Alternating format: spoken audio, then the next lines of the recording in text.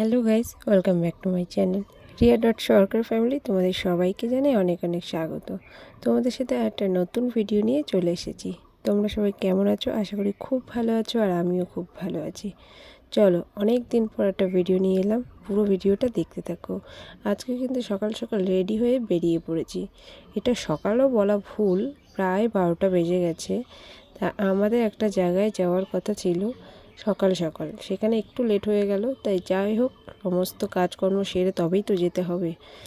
আমরা সবাই কিন্তু রেডি হয়ে বেরিয়ে পড়েছি, আর এই রাস্তা দিয়ে আমাদের লাইনের এপার থেকে যেতে হচ্ছে, তাই আমরা জঙ্গলের রাস্তা দিয়ে যাচ্ছি যাতে তাড়াতাড়ি হয়।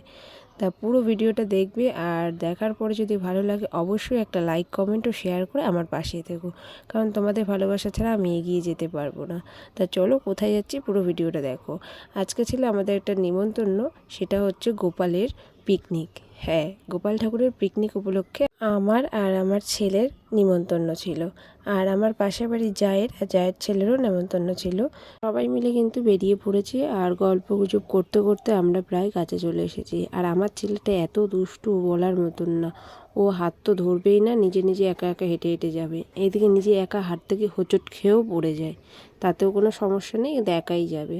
তা যাই হোক, ওই লাইনটা পার করলাম, করে পর আবার হাত ছেড়ে দিয়েছি। তারপরে যে একা একাই আসছে, আর কথা বলতে বলতে কিন্তু চলে এসেছি। আর এসেই যে দেখলাম, আমার সত্যি মনটা একটু খারাপ হয়ে গেছিলো, কারণ এসে ভেবেছিলাম কীর্তন দেখতে পাবো, কিন্তু না, কোনো কীর্তন আমি আর দেখতে পেলাম না।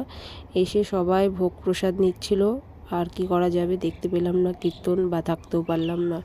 তা যাই হোক, ভগবানের প্রসাদটা যে পেয়েছি এটাই অনেক।